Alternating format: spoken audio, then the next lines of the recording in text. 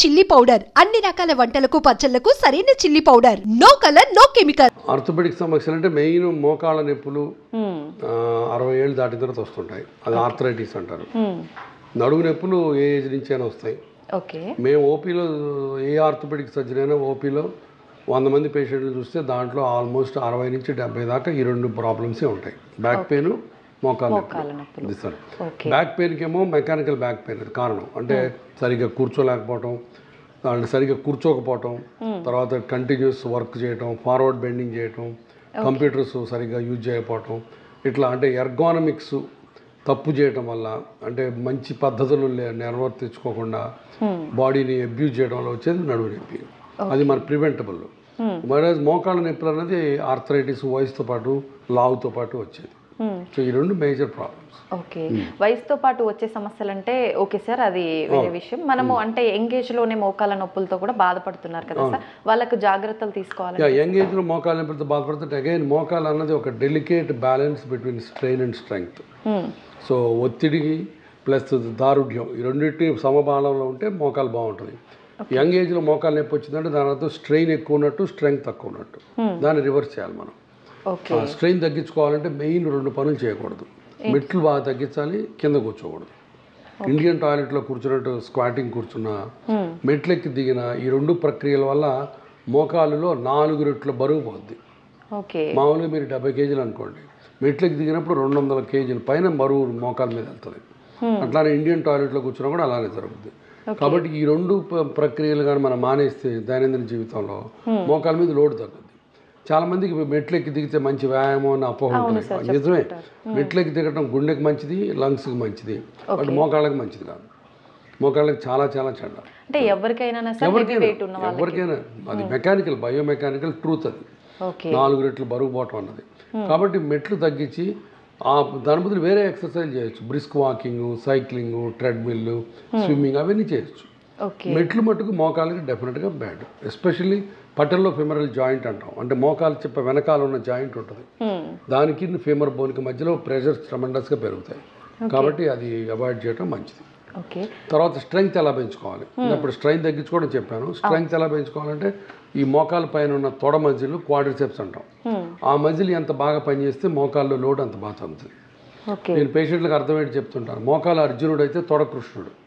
So కృష్ణుడు బాగుంటే అర్జునుడు బాగుంటాడు, కృష్ణుడు నిద్రపోతే అర్జునుడు నిద్రపోతాడు. సో కాబట్టి క్వాడ్రిసెప్స్ మజిల్ చాలా ఇంపార్టెంట్. అట్లానే ఇప్పుడు నెక్ పెయిన్కి ఐసోమెట్రిక్ నెక్ ఎక్సర్సైజ్ చెప్తాం. ఈ మజిల్స్ బాగా డెవలప్ అయితే నెక్ మీద లోడ్ తగ్గిపోద్ది. జాయింట్ చుట్టుపక్కల ఉన్న మజిల్స్ బాగా పనిచేస్తే జాయింట్ మీద ఉన్న లోడ్ సగం తగ్గిస్తాయి. కాబట్టి జాయింట్ మీద లోడ్ తగ్గుతుంది. సో స్ట్రెంగ్త్ పెంచుకునే ఒక మార్గం క్వాడ్రిసెప్స్ ఎక్సర్సైజ్. అది సింపుల్గా ఎవరైనా చెప్తారు, యూట్యూబ్లో పోయినా కనబడుతుంది.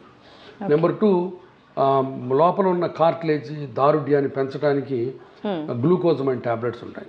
అవి కూడా మెడికల్ షాప్లో దొరుకుతాయి, ఓవర్ ద కౌంటర్. ఆ ట్యాబ్లెట్స్ వేసుకోవాలి. అట్లానే బోన్స్కి కాల్షియం కావాలి. ఇవి 3 ముఖ్యమైన విషయాలు స్ట్రెంగ్త్ పెంచుకోవడానికి. అది అంతేగాని పనికిరాని ఇంజక్షన్లు, ఇప్పుడు చాలామంది ఇంజక్షన్లు చేసి మిమ్మల్ని నడిపిస్తాం, పిఆర్పీలు, ప్లాస్మా థెరపీలు అని ఇట్లా రోజు దొంగ డాక్టర్లు ఎక్కువైపోయారు. ఒక్కటి కూడా పనిచేయదు. ఎస్పెషల్లీ కొంతమంది ఉన్నారు డాక్టర్లు. ఈ సందర్భంగా మీతో పంచుకోవాలని ఉంది నాకు. ఒక డాక్టర్ ఉన్నాడు, చెక్ పోస్ట్ దగ్గర ఉంటాడు, పేరు చెప్పడం, బట్ అందరికీ తెలుసు. ఆయన బౌన్సర్లు పెట్టుకొని ఉంటాడు. బౌన్సర్లు ఎందుకమ్మా నీకు భయం? ఎందుకంటే జనం వచ్చి కొడతారని. ఎందుకంటే అది చేసే పని ఇదే. 4th స్టేజ్ అంటే మోకాళ్ళు అరిగిపోయి అసలు మంచాన పడిపోయే పేషెంట్లకు కూడా ఇంజక్షన్లు చేస్తామని చెప్పి 2 లక్షల రూపాయల పైన తీసుకుంటాడు. ఇలాంటివి దోపిడీ. ఈ దోపిడీని అరికట్టాల్సిన బాధ్యత మీకుంది, నాకుంది, ప్రజలకు ఉంది. అది సంగతి. చాలా చాలా తప్పు. ఇది వెరీ అనెథికల్. ఎర్లీ స్టేజెస్లో స్టెమ్ సెల్స్, పిఆర్పీలు పనిచేస్తే నాకు తెలియదు, బట్ ప్రయత్నం చేస్తున్నారు కొంతమంది. బట్ 4th, 3rd స్టేజ్లో బోను రాసుకుంటున్నప్పుడు అసలు ఆ పేషెంట్ వస్తే, ఇప్పుడు ఆపరేషన్ భయపడి చాలామంది వెళ్తారు అక్కడికి. పేషెంట్లకు ఉన్న భయాన్ని నువ్వు ఎక్స్ప్లాయిట్ చేసుకొని పనికిమాలిన ఇంజక్షన్ చేయడం అనేది చాలా అనెథికల్. పేషెంట్ భయపడి వచ్చినా, అమ్మ నువ్వు చాలా అడ్వాన్స్ స్టేజ్లో ఉన్నావు, నీకు ఇంజక్షన్లు పనికిరావు, నువ్వు ఆపరేషన్ చేయించుకో, లేకపోతే ఇంటికి వెళ్ళి రెస్ట్ తీసుకొని చెప్పాలి. వాళ్ళకు కూడా మాయ చేసి నువ్వు 2 లక్షల రూపాయలు కొట్టేస్తున్నావు అంటే వాళ్ళు అప్పులు చేసి తీసుకొచ్చి మరీ పెడుతున్నారు. ఇది చాలా దారుణం, భయంకరమైన ప్రాక్టీసు. ఆ డాక్టర్కి నేను సభాముఖంగా చెబుతున్నాను అని ఎప్పుడో డెఫినెట్గా పోలీసులు పట్టుకెళ్తారు. అంత తప్పు పనులు చేస్తున్నాడు. నిజంగా ఒక రకంగా ప్రజల్ని మోసం చేయటమే కదా, మోసం చేయటమే, భయంకరమైన మోసం చేయటం. అందుకనే చెప్తున్నాను, అలాంటి పనులు అసలు పేషెంట్లకు కూడా మీరు అడ్వాన్స్డ్ ఆర్థరైటిస్ వస్తే డాక్టర్లకు చూపించుకోండి, ఎక్సర్సైజ్ చేయండి. అన్నిటికీ ఆపరేషన్ అవసరం లేదు. మీరు గురువారెడ్డి దగ్గరికి వెళ్తే ఆపరేషన్ అంటాడని భయపడాల్సిన పని లేదు. నేను నా దగ్గరికి రోజు 100 మంది వస్తే 20 మందికి ఆపరేషన్ చెప్తాను. అనవసరంగా ఆపరేషన్ ఏ ఒక్కళ్ళు చేయము. బట్ అనవసరంగా ఇంజక్షన్లు చేస్తున్నారు. ఆ ఇంజక్షన్లు చేయించుకొని డబ్బులు వేస్ట్ చేసుకోవద్దు. డబ్బుల కంటే ముఖ్యం, ఒక్కసారి ఆ ఇంజక్షన్లు లోపల జాయింట్లో ఇన్ఫ్లమేషన్ వచ్చి ఇన్ఫెక్షన్ వస్తుంది. నా దగ్గర కనీసం 4-5 అట్లా ఇన్ఫెక్షన్ వచ్చిన పేషెంట్లు ఉన్నారు. అప్పుడు జీవితం అంతా పోయినట్టే. కాబట్టి తొందరపడి మాయ మాటలు నమ్మి ఆపరేషన్ అని భయపడి వెళ్ళి ఇంజక్షన్లు చేయించుకోవద్దు. అది పేషెంట్లకి చెప్పే విన్నపం. నేను అసలు అరుగుదల అనేది ఎందుకు వస్తుంది సార్? ఇందాక మీరు చెప్పినట్టుగా స్ట్రెంత్ లేకపోవడం వల్లే అంటారా? జెనెటిక్స్ కూడా అరుగుదల మెయిన్ వయసుని బట్టి, తర్వాత బరువుని బట్టి, ఈ రెండు మెయిన్. మూడోది యాక్సిడెంట్. ఒక్కోసారి మోకాలు యాక్సిడెంట్ అయ్యి లోపల ఎముకలు ఇరుగుతాయి. అప్పుడు కార్టిలేజ్ కూడా దెబ్బతిని దానివల్ల వస్తుంది. దాన్ని పోస్ట్ ట్రామాటిక్ ఆర్థరైటిస్ అంటారు. బట్ మేజర్ కారణం వచ్చి వయసు, ఆ రెండో కారణం వచ్చి లావు. వయసును మనం ఆపలేము, బట్ లావుని మనం నియంత్రించవచ్చు. సో ఈ రెండు ముఖ్యమైన విషయాలు. ఓకే, అడల్ట్స్లో ఎక్కువగా మనకు ఆర్థోపెటిక్ సమస్యలు అంటే మనకు మోకాళ్ళ నొప్పులు ఎక్కువగా వస్తుంటాయి అన్నారు కదా సార్, మనకు ముందుగానే సిమ్టమ్స్ ఏమైనా తెలుస్తాయా సార్? మోకాళ్ళ నొప్పులు మొదటి నుంచి ఎట్లా అంటే బాగా స్టిఫ్ అయిపోతాయి. మార్నింగ్ స్టిఫ్నెస్ అంటారు దాన్ని. పొద్దున్న లేవగానే మోకాలంతా బండలాగా కాసేపు అట్లు ఇట్లా అనుకుంటే తప్ప పట్టేసినట్టు ఉంటాయి. అది మార్నింగ్ స్టిఫ్నెస్. తర్వాత మెల్లగా చప్పుళ్ళు మొదలవుతాయి, తర్వాత వాపులు వస్తాయి, తర్వాత మెట్లెక్కి దిగుతున్నప్పుడు క్రీక్ క్రీక్ అని మన అరిగిపోయిన చెక్క ముక్కలు అన్నట్టు వస్తుంది. సో ఇవన్నీ దాన్ని క్రిప్టెస్ అంటారు. సో మెయిన్ మొదట్లో నొప్పి, డిస్కంఫర్ట్, కొంత స్వెల్లింగ్, మార్నింగ్ స్టిఫ్నెస్ మొదటి స్టేజ్లో. ఇక రాను రాను బాగా ఎక్కువ అరుగుతుంటే మోకాళ్ళు వంగిపోతాయి. దొడ్డికాళ్ళు అంటామే అట్లా వంగిపోతాయి. తర్వాత కుంటు మొదలవుతుంది. ఒక దొడ్డికాలు వచ్చి కుంటు వచ్చిందంటే ఇక దాని అర్థం లాస్ట్ స్టేజ్లోకి వెళ్ళిపోయినట్టు. ఇంకా అప్పుడు అంటే ట్రీట్మెంట్ ఆపరేషన్ తప్ప మార్గం లేదు.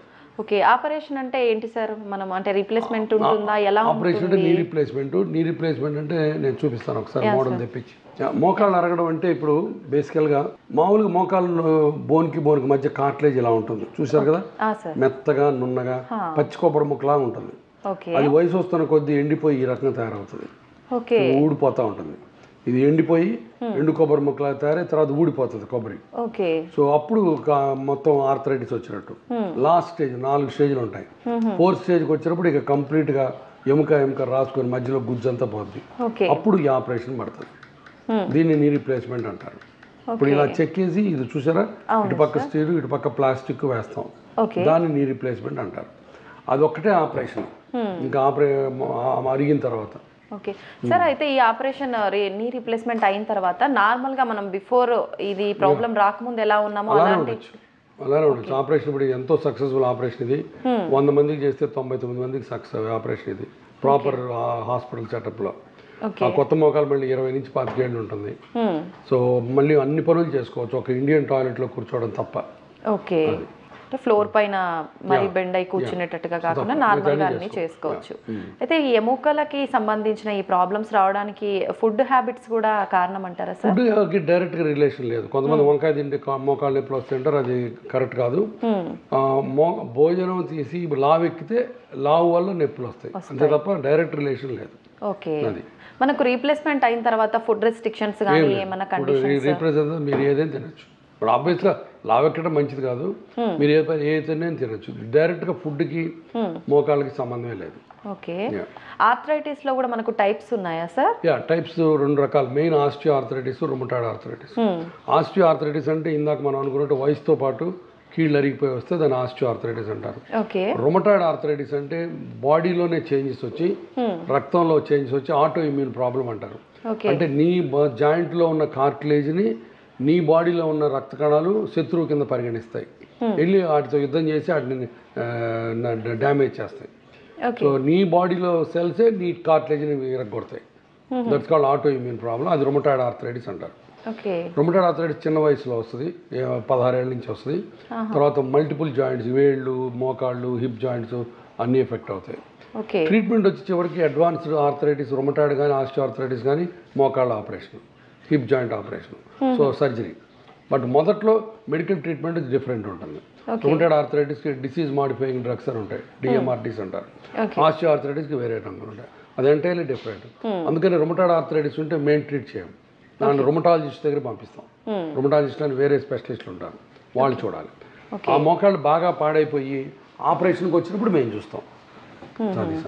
అయితే మనకు ఆపరేషన్ స్టేజ్కి రాకముందు బిఫోర్ స్టేజెస్లో ట్రీట్మెంట్ ద్వారా మనం రీప్లేస్మెంట్ వరకు వెళ్ళే ఛాన్స్ లేకుండా చేయొచ్చా సార్? ఆపలేము. మోకాళ్ళు అరగడం అనేది వయసు లాంటిది, వయసును ఆపలేం కదా, అట్లానే మోకాళ్ళు అరగడం ఆపలేము. కాకపోతే మనం జాగ్రత్తలు తీసుకొని ఎక్సర్సైజ్ చేసి మంచి పనులు చేస్తే స్లోగా వెళ్తుంది అది ప్రోగ్రెస్, లేకపోతే తొందరగా అయిపోద్ది.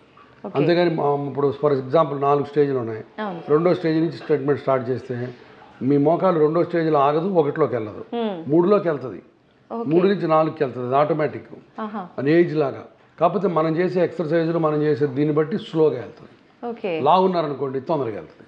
సో ఈ సంగతి. ఓకే. అయితే సార్ ప్రస్తుత కాలంలో చూసుకుంటే యూత్ అంతా హై హీల్స్ చెప్పులు వేసుకోవడం బాగా అలవాటు అయిపోయింది, ప్యాషన్ అయిపోయింది కదా సార్, అది కూడా మనకు మోకాళ్ళ నొప్పులు రావడం. మంచి క్వశ్చన్ అడిగారు. ఆడపిల్లలు హై హీల్స్ వేసుకుంటే heel pain, ankle pain, knee pain, hip pain, back pain, 5 పెయిన్లు ఒకేసారి వస్తాయి. కాబట్టి 5 పార్ట్స్ ఆఫ్ ద బాడీని ఒకే దెబ్బతో మీరు ఇబ్బంది పెట్టాలంటే హై హీల్స్ వేసుకోవాలి. బట్ కాకపోతే హై హీల్స్ ఫ్యాషనబుల్ అండ్ తప్పదు, part of the game. But too much height stilettos అంటారు కదా, అవి పెన్సిల్ షూస్ ఇట్లాంటివి చాలా డేంజరస్. యాంకిల్ మీద లోడ్ పడుతుంది, బ్యాక్ మీద లోడ్ పడుతుంది. నేను ఎప్పుడు నా దగ్గరకు వచ్చిన పేషెంట్, అమ్మ ఎప్పుడో ఫ్రైడే రోజు సాటర్డే రోజు నైట్ క్లబ్లో తప్ప మిగతా టైంలో హై హీల్స్ వేసుకోవద్దు అని చెప్తారు. స్కిప్ చేయడమే బెటర్ అంటారు. Okay okay sir. ఇప్పుడు టీనేజ్ పిల్లల్లో కూడా ఆర్థోపెటిక్ సమస్యలు వస్తున్నాయి కదా సార్, వాళ్ళు ముందుగానే రాకుండా ఉండాలంటే ఎటువంటి? టీనేజ్లో రావడానికి అవకాశాలు తక్కువ, బట్ వాళ్ళు సరైన ఎక్సర్సైజ్ చేయకపోవటం, జంక్ ఫుడ్ దీన్ని లావెక్కడం. నా దగ్గర ఒక్కొక్కసారి 15-14 ఏళ్ళ పిల్లలు వస్తారు, 80-90 కేజీలు ఉంటారు. దానివల్ల ఆబ్వియస్గా జాయింట్స్ మీద లోడ్ పడుతుంది, బ్యాక్ మీద లోడ్ పడుతుంది. తర్వాత రెండోది వాళ్ళు బాగా హెవీ పుస్తకాల సంచులు వేసుకోవటం, అది ఒకటి తప్పు. పుస్తకాల సంచి వేసుకోవడానికి కూడా ఒక పద్ధతి ఉంది. మామూలు షోల్డర్ స్ట్రాప్ బ్యాగ్ లాగా వెనకాలకి వేసుకోవాలి, లేదంటే ఇట్లా వేసుకోవాలి. ఆడపిల్లలు ఉన్నారు, ఆడపిల్లలు కూడా ఇప్పుడు ఇదే వేసుకుంటున్నారు. ఒకవేళ ఇది వేసుకోవాలంటే ఇట్లా వేసుకోవాలి, ఇట్లా ఇటు పక్క వేసుకోకూడదు. వన్ సైడ్ ఇట్లా అక్రాస్ చెస్ట్ వేసుకుంటే అప్పుడు లోడ్ బాగా ఈవెన్గా అవుతుంది. తర్వాత అగైన్ వాళ్ళు వర్క్ చేసేది ఎప్పుడు వంగి టెక్స్ట్ చేయటం, వంగి ఐప్యాడ్లో ఆడుకోవటం, అది కూడా డేంజర్. ఒకవేళ మీరు ఫోన్ మాట్లాడాలంటే, ఫోన్ టెస్ట్ చేయాలి, ఏదైనా వీడియో చూడాలంటే ఇట్లా దిండేసుకొని స్ట్రైట్గా కూర్చొని ఇట్లా చూడాలి, ఇట్లా చూడకూడదు. అట్లా చూస్తే నెక్ పెయిన్, బ్యాక్ పెయిన్ 2 వస్తాయి. సో సిట్టింగ్ పోస్చర్ చాలా ఇంపార్టెంట్. అన్ఫార్చునేట్గా మన టీనేజ్ పిల్లలు అది చేయట్లేదు. అవును సార్. సో అది సంగతి. చిన్న పిల్లల నుంచి ప్రతి ఒక్కరు కూడా ప్రస్తుతం చూసుకుంటే మొబైల్స్కి అడిక్ట్ అయిపోయి మొత్తం అందులోనే మీరు చెప్పినట్టుగా ఆ పొజిషన్ చూసుకోకుండా చూడటం వల్లే అంటారా సార్? మొబైల్ డెఫినెట్గా ఇట్లా చూడకూడదు, మొబైల్ చేస్తే ఇట్లా చూడాలి స్ట్రైట్గా. ఓకే. డయాబెటిక్ పేషెంట్లకు కూడా ఆర్థోపెటిక్ ప్రాబ్లమ్స్ ఎక్కువగా వచ్చే అవకాశం ఉంటుంది. డయాబెటిక్లో జాయింట్ ప్రాబ్లమ్స్ కంటే మజిల్స్ వేస్ట్ అవుతాయి. ఇప్పుడు మజిల్ ఉంది కదా, డయాబెటిక్ మయోపతి అని ఉంటుంది. అంటే డయాబెటీస్లో మజిల్స్కి ఉండాల్సిన దారుఢ్యం తగ్గిపోతుంది. ఎప్పుడైతే మజిల్స్ వీక్ అవుతాయో ఇందాక మనం కూడా దాని చుట్టుపక్కల ఉన్న జాయింట్స్ మీద లోడ్ పడుతుంది. సో కాబట్టి డయాబెటీస్లో అది ప్రాబ్లం. ఎందుకంటే డయాబెటిక్ డైరెక్ట్గా జాయింట్ రిలేషన్ లేదు, బట్ మజిల్స్ వీక్ అవడం వల్ల జాయింట్ నొప్పులు కూడా కొంత డయాబెటీస్లో ఎక్కువ ఉంటాయి. ఒక్కొక్కసారి డయాబెటిక్ ఎక్స్ట్రీమ్ డయాబెటీస్లో న్యూరోపతిక్ జాయింట్స్ అని ఉంటాయి. అంటే దాని అర్థం జాయింట్లో నొప్పి ఉండదు, నొప్పి లేకపోతే వాళ్ళ హాయి కదా అనుకుంటాం మనం, కానీ తప్పది. దేవుడు మనకి నొప్పి ఎందుకు ఇచ్చాడంటే ప్రొటెక్ట్ చేసుకోవడానికి. వాళ్ళకు డయాబెటిక్ ఒక్కొక్కసారి న్యూరోపతిక్ జాయింట్స్ అని యాంకిల్ జాయింట్ మొత్తం లోపల ఉన్న ఎముకలన్నీ ఇరిగిపోయి, జాయింట్ అంతా అరిగిపోయి, మోకాలంతా యాంకిల్ అంతా డిఫార్మ్డ్ అయిపోద్ది, అయినా వాళ్ళకి నొప్పి ఉండదు. తర్వాత వాళ్ళు ఎక్కడన్నా వేడి మీద కాలేస్తే మంట తగలదు, సో దాంతో పుండ్లు పడతాయి. సో డయాబెటిక్ న్యూరోపతిక్ జాయింట్స్ చాలా ఇబ్బందికరమైన విషయాలు. అది డయాబెటీస్లో ఎక్స్ట్రీమ్, అందరికీ రాదు, కొంతమందికి వస్తుంది. ఓకే. అయితే మనం రీప్లేస్మెంట్ విషయానికి వస్తే ఎక్కువగా మనకి ఈ సమస్య ఏజ్డ్ వాళ్ళలోనే వస్తుంది, మనకు అది వాళ్ళలోనే అవసరం పడుతుంది కదా సార్. వాళ్ళలో హెల్త్ ఇష్యూస్ కూడా ఎక్కువగా ఉంటుంటాయి కదా, అప్పుడు సర్జరీ చేయాలంటే ముందుగా ఇప్పుడు మేము చేసేది 70 years ప్లస్, ఇప్పుడు ఇవాళ 85 years వాళ్ళు చేసి వచ్చాను. ఓకే. వాళ్ళందరికీ కోమార్బిడ్ కండిషన్స్ అంటారు, అంటే షుగరు, బీపీ ఇట్లాంటివి ఉంటాయి. బట్ ఆల్మోస్ట్ 60 to 70% ఆఫ్ పీపుల్కి ఉంటాయి. బట్ వాటన్నిటిని మేము ముందే ఒక 2 రోజుల ముందు ట్రీట్మెంట్ చేసుకొని, ఒక రోజంతా బ్లడ్ టెస్టులు చేయించుకొని, ఇప్పుడు ఏ మోకాళ్ళ ఆపరేషన్ చేయాలని అట్లా చేయం. ముందు ఒక రోజంతా కార్డియాలజిస్ట్ చూస్తాడు, డయాబెటాలజిస్ట్ చూస్తాడు, ఫిజిషియన్ చూస్తాడు, డెంటల్ డాక్టర్ చూస్తారు, ఎనస్థీషియాలజిస్ట్ చూస్తారు. వీళ్ళందరూ అన్ని పరీక్షలు చేసి వాళ్ళ రెస్పెక్టివ్ డిపార్ట్మెంట్ నుంచి గ్రీన్ ఫ్లాగ్ ఊపితేనే మేము ముందుకెళ్తాం. వీళ్ళలో ఏ ఒక్కళ్ళు అబ్జెక్షన్ పెట్టినా కూడా ఆపరేషన్ చేయం. సో ఆపరేషన్ అనేది చాలా స్ట్రెయిన్తో కూడిన పని. సో అన్లెస్ ఆప్టిమైజేషన్ చేస్తే తప్ప ఆపరేషన్ చేయం. అందుకని జాయింట్ రిప్లేస్మెంట్ అన్నది చిన్న చిన్న ప్లేసుల్లో అట్లా నర్సింగ్ హోమ్లో చేసుకోవడం మంచిది కాదు. ఎందుకంటే ఇది చాలా టీం వర్క్. ఆపరేషన్ బాగానే అవుతుంది, ఆపరేషన్ అయిన తర్వాత కాంప్లికేషన్ వస్తాయి. ఎందుకంటే పేషెంట్ అందరూ 60-70 దాటిన వాళ్ళు. సో వాళ్ళకి కాంప్లికేషన్ వచ్చినప్పుడు రియల్ టైంలో ట్రీట్మెంట్ ఇవ్వడానికి కార్డియాలజిస్టులు కావాలి, క్యాత్ ల్యాబ్స్ కావాలి, డయాలసిస్లు కావాలి. సో ఇవన్నీ ఉన్న ప్లేస్లో చేయించుకోవడం మంచి పని. ఓకే, కాంప్లికేషన్స్ అంటే ఎటువంటి కాంప్లికేషన్స్? ఒక్కొక్కసారి మనం ఎంత జాగ్రత్తలు తీసుకున్నా ఆపరేషన్ అయిన తర్వాత 24-48 అవర్స్ ఒక్కోసారి హార్ట్ ప్రాబ్లమ్స్ వస్తాయి, ఒక్కోసారి లంగ్ ప్రాబ్లమ్స్ వస్తాయి. బట్ వెరీ రేర్, 1000 మందిలో ఒకరికి వస్తుంది. బట్ వస్తాయి ఒక్కోసారి రేర్గా. అందుకని పెద్ద సెటప్ ఉండి మంచి హాస్పిటల్ బ్యాకప్ ఉంటే ఇమీడియట్గా ట్రీట్ చేసుకోవచ్చు వాటిని కూడా. లేకపోతే ఒక్కోసారి ప్రాణ ప్రమాదం అవుతుంది. ఓకే, అంటే ముందుగానే రాకుండా మనం తీసుకునే ఛాన్స్ ఏం లేదు ఉంటుంది అంటే. బట్ ఒక్కొక్కసారి మనం ప్రీ ఆపరేటివ్గా ఎంత ఆప్టిమైజ్ చేసినా అన్నీ కరెక్ట్గా ఉంటాయి. బట్ ఒక్కోసారి 1000 మందిలో ఒకళ్ళకి ఆపరేషన్ అయిన తర్వాత ఆపరేషన్ స్ట్రెయిన్ వల్ల హార్ట్లో ప్రాబ్లమ్స్ వస్తాయి. ఆపరేషన్ ముందు బాగానే ఉంటుంది, ఆపరేషన్ తర్వాత రావచ్చు. అదేం డాక్టర్ గారు ఆపరేషన్ ముందు బాగానే ఉంది కదా, ఇప్పుడు ఎందుకు వచ్చిందని అడుగుతారు కొంతమంది. దాని మన చేతుల్లో ఏం లేదు. అక్యూట్ కొరోనరీ సిండ్రోమ్ అంటారు దాన్ని. అంటే అది ఆపరేషన్ స్ట్రెస్ వల్ల, ఆపరేషన్ అయిన తర్వాత రికవరీ స్ట్రెస్ వల్ల కొంతమంది హార్ట్ డిఫరెంట్గా రియాక్ట్ అవుతుంది. బట్ వెరీ రేర్, బట్ ఒక్కోసారి రావచ్చు. ఓకే, అయితే జనరల్గా మనకు జాయింట్ రీప్లేస్మెంట్ అనగానే చాలా మందిలో అమ్మో సర్జరీనా, ఎంత టైం పడుతుందో ఏంటో, ఎలాంటి కాంప్లికేషన్స్ ఉంటాయో, అసలు చేయించొద్దా వద్దా, దానికన్నా చేయించకపోవడమే బెటర్, ఇలా చాలా మంది అపోహలు చాలా ఉంటాయి. ఇందాక మనం అన్నట్టు ఈ అపోహల్ని క్యాష్ చేసుకోవడానికి ఇంజక్షన్లు అంటారు. బట్ అనవసరమైన ఆపరేషన్ ఎవరు చేయవు, నెంబర్ 1. నెంబర్ 2, నీ రీప్లేస్మెంట్ అనేది ఇప్పుడు 99% సక్సెస్ఫుల్ ఆపరేషన్. చేయాల్సిన చోట ఎక్స్పర్టీస్ ఉన్న డాక్టర్ దగ్గర మంచి సెటప్లో చేసుకుంటే. నెంబర్ 3, ఆపరేషన్ అయిన తర్వాత 3 నెలలు పడుకోవాలన్నది చాలా తప్పు. ఆపరేషన్ 2వ రోజు నడిపిస్తాం. ఎవరన్నా ఆపరేషన్ అయిన తర్వాత 3 నెలలు పడుకోమంటే దాని అర్థం వాడు ఆపరేషన్లో ఏదో గందరగోళం చేసినట్లు లెక్క. ఆ డాక్టరు అసలు ఎవరు పడుకోవాల్సిన పని. మేము ఇవాళ ఆపరేట్ చేస్తే రేపు పొద్దున్న నడిపిస్తాం. ఇప్పుడు లేటెస్ట్ రోబోటిక్ టెక్నాలజీ వచ్చింది, దాంతో చేస్తే ఇంకా రికవరీ ఫాస్ట్గా ఉంటుంది. ఎందుకంటే కటింగ్ తక్కువ ఉంటుంది రోబోట్స్లో, ప్రెసిషన్ ఎక్కువ ఉంటుంది. సో రోబోట్ ఇవాళ మార్నింగ్ ఆపరేట్ చేస్తే రేపు పొద్దున్న నడవచ్చు. సో రికవరీ అంత బాగుంటుంది. సో కాబట్టి మన ప్రజలు అసలు అపోహలు పెట్టుకోవాల్సిన పని లేదు. నొప్పి ఉంటుంది కొంత, అసలు నొప్పి లేదని చెప్పట్లేదు. బట్ నొప్పి తగ్గించే పద్ధతులు కూడా ఇప్పుడు చాలా అడ్వాన్స్డ్ టెక్నిక్స్ వచ్చినాయి. ఎన్హాన్స్డ్ రికవరీ ప్రోటోకాల్ అని, మల్టీ మోడల్ డ్రగ్ ఎనాలజీసియా అని రకరకాల ప్రోటోకాల్స్ ఉన్నాయి. సో దాంతో ఆపరేషన్ ముందు నుంచి నొప్పి తగ్గించే పద్ధతులు మేము అవలంబిస్తాం. దానివల్ల నొప్పులు అంత ముందులా కాకుండా ఇప్పుడు తగ్గుతాయి. అసలు నొప్పి లేకుండా ఏది ఆపరేషన్ ఉండదు. సో అది సంగతి. సో పేషెంట్లు అర్థం చేసుకోవాల్సింది, ఒక 10 రోజులు నొప్పికి ఇబ్బంది పడ్డ జీవితాంతం హ్యాపీగా ఉంటారు. నా దగ్గరికి చాలామంది లేడీస్ వచ్చి నొప్పి ఉంటుందంట కదా అని అడుగుతున్నప్పుడు నేను వాళ్ళకి ఒకటే సమాధానం చెప్తా. అమ్మ నువ్వు ఎంతమంది పిల్లల్ని అడుగుతా, 3-4 అంటారు. మరి 3-4 పురిటి నొప్పులు పడ్డావు కదా, పురిటి నొప్పులు భరించలేని నొప్పులు. మరి ఫస్ట్ పురిటి నొప్పులు అవగానే సెకండ్ బిడ్డని మానేయలేదు కదా నువ్వు, కన్నావు. ఎందుకు కన్నావు? ఆనందం. ఆ పురిటి నొప్పులు ఆ గంట మర్చిపోతే జీవితాంతం పిల్లలు ఇచ్చే ఆనందం వేరు. ఇది కూడా అంతే. ఇది ఆ మోకాలు నొప్పి పురిటి నొప్పి అనుకుంటే తర్వాత 20 ఏళ్ళు 30 ఏళ్ళు హాయిగా మోకాల మీద బతకచ్చు. రెండోది చాయిస్ లేదు. ఇప్పుడు నొప్పిని మీరు భయపడి వెనక్కి వెళ్తే అసలు బాత్రూమ్ కూడా వెళ్ళలేని పరిస్థితి వస్తుంది. నాకు రోజుకు 10 మంది పేషెంట్లు వస్తారు అట్లా వీల్ చైర్లో. లేట్ అయిపోయింది, 70-80 ఇయర్స్ దాటిపోయి, వాళ్ళు ఎప్పుడో చేయించుకోవాల్సింది. కాబట్టి ఆ నొప్పి కానీ భయపడి వెనక్కి వెళ్తే ఇంకేముంది నీకు చాయిస్? నువ్వు బాత్రూమ్ వెళ్ళడానికి కూడా మళ్ళీ పిల్లలు ఎవరో ఒకళ్ళు ఎత్తుకోవాలి ఎవ్రీ సెకండ్. అంతకంటే భయంకరమైన పరిస్థితి ఇంకెవరికి అవ్వద్దు. అంతే కదా. మనం ఉన్ననాళ్ళు మన కాలకృత్యాలు మనం తీర్చుకోవాలి మినిమం. అంతేగాని మనం యూరిన్ పోవాలన్నా, మోషన్ పోవాలన్నా వేరే వాళ్ళ మీద ఆధారపడితే ఎవరు చేయగలుగుతారు? సో అది ఎవరికీ వద్దు. కాబట్టి మీ కాళ్ళ మీద మీరు నిలబడాలంటే ఆపరేషన్ అని ఈ రకంగా చెప్తాను నేను పేషెంట్లకి. చాలామంది కన్విన్స్ అవుతారు, బట్ స్టిల్ కొంతమంది భయపడతారు. వాళ్ళందరూ అసలు భయపడాల్సిన పనే లేదు. ఆపరేషన్ చేయించుకొని టేబుల్ మీద చనిపోవడం అనేది మోకాళ్ళ ఆపరేషన్లో లేదు.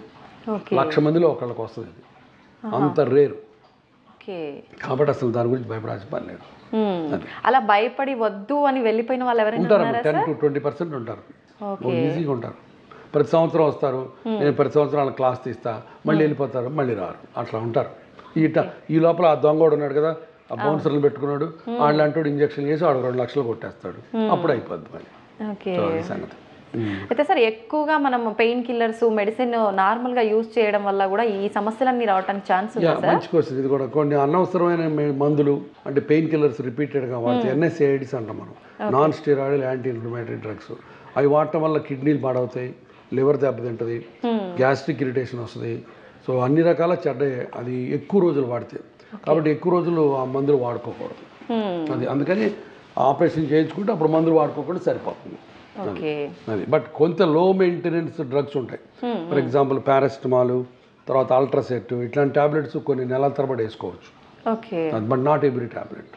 అది సార్ ఆస్టియోపోరోసిస్ అంటారు అంటే ఏంటి సార్? చాలా మంది ఆస్టియోపోరోసిస్ మోకాళ్ళు అరగటం ఒకటి అనుకుంటారు, అది వేరు. ఆస్టియో ఆర్థరైటిస్ అంటేనేమో జాయింట్ అరగటం, ఆస్టియోపోరోసిస్ అంటే ఎముకల్లో కాల్షియం తగ్గడం. ఆస్టియోపోరోసిస్ వల్ల ఆర్థరైటిస్ రాదు. ఆస్టియోపోరోసిస్ అంటే ఎముకలు పలచబట్టడం. అది ఒరిజినల్గా ఆడవాళ్ళు మగవాళ్ళు అందరికీ 60 దాటిన తర్వాత ఆడవాళ్ళకి ఎస్పెషల్లీ పీరియడ్స్ ఆగిపోయిన తర్వాత అంటే పోస్ట్ మెనోపాజల్ ఈస్ట్రోజన్ హార్మోన్ లేకపోవడం వల్ల బోన్స్లో కాల్షియం తగ్గుతుంది. సో దాంతో బోన్స్ బ్రిటిల్ అయిపోయి కింద పడితే ఇరగటం, చాలా తొందరగా నొప్పులు రావడం జరుగుతుంటాయి. మన ఇండియాలో వెజిటేరియన్ ఆడవాళ్ళకి బాగా కామన్ ప్రాబ్లం.